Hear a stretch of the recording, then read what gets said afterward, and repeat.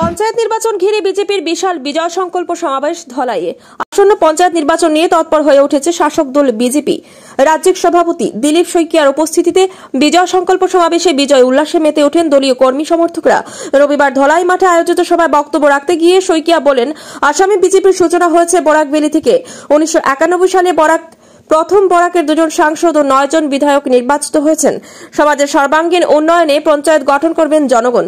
BJP একমাত্র রাজনৈতিক দল যে দল দেশকে প্রথম স্থান দিয়ে কাজ করে রাম মন্দির 370 ধারা 3 তালাক বাতিল করে সুষ্ঠু রাষ্ট্র গঠন করেছে বিজেপি।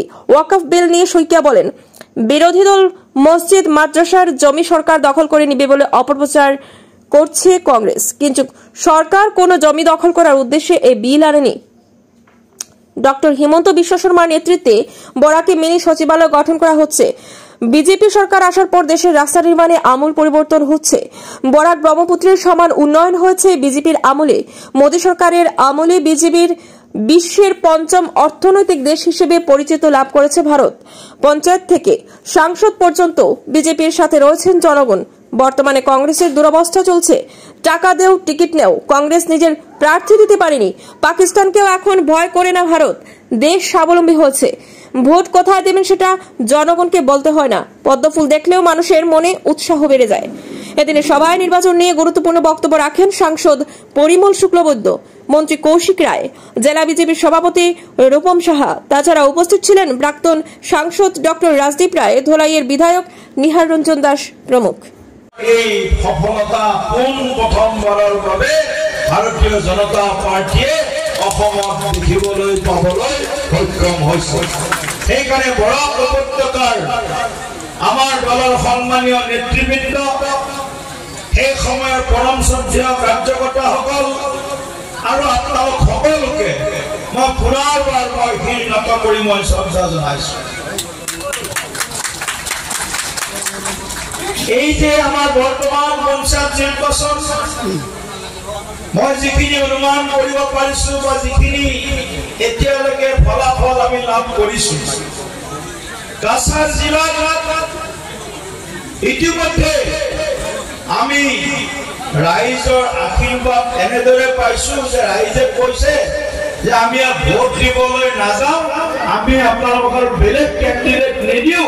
সেইকাৰণে আপোনালোকে বিজেপিয়ে আমাৰ কাৰণে একমাত্ৰ আমাৰ উন্নয়নৰ যি অনিৰুদ্ধ যাত্ৰা, এই অনিৰুদ্ধ যাত্ৰাৰ উন্নয়নৰ বাবে আমাৰ মৰমৰ, আমাৰ আপোন দল একমাত্ৰ ভাৰতীয় জনতা পাৰ্টি।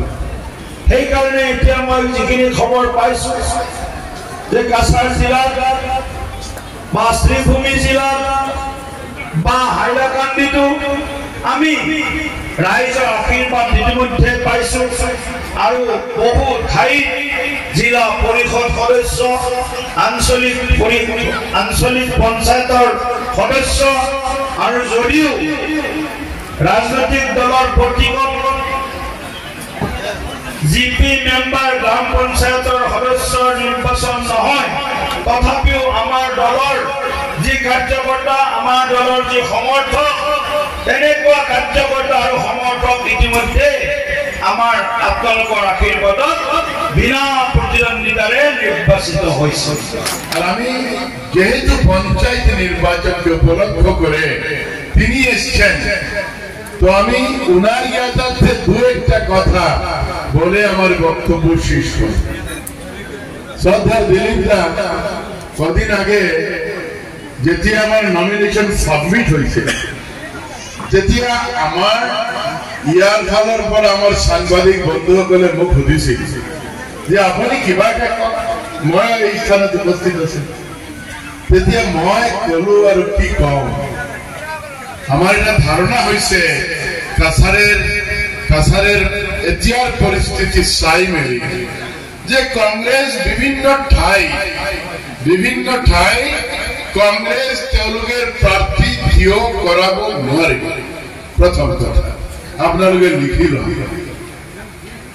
আৰু কৈছিলো যে সম্ভবত এটা ঠাইতো কংগ্রেস জিতিব নোৱাৰে।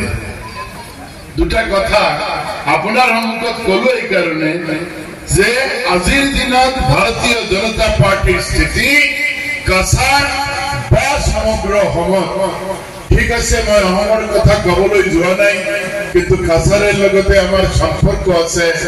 সেইকাৰণে মই কব পাৰো, কব বিচাৰো যে কংগ্ৰেছ সম্ভৱতঃ কোনো ঠাইত তেওঁলোকে এটাও সিট জিতাই আনিব নোৱাৰে। আর এটা আপনারা প্রমাণ পেয়েছেন, এখানে মঞ্চে বসে আছেন আমাদের নির্বাচিত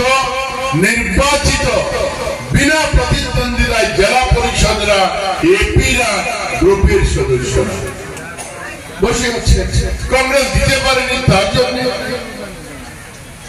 আর বাকিটা যখন নির্বাচনের পরে নির্বাচন যখন অনুষ্ঠিত হবে, রেজাল্টের দিন আপনারা দেখবেন কংগ্রেস সুন্দর মাথায় এসেছে। তার কারণ আছে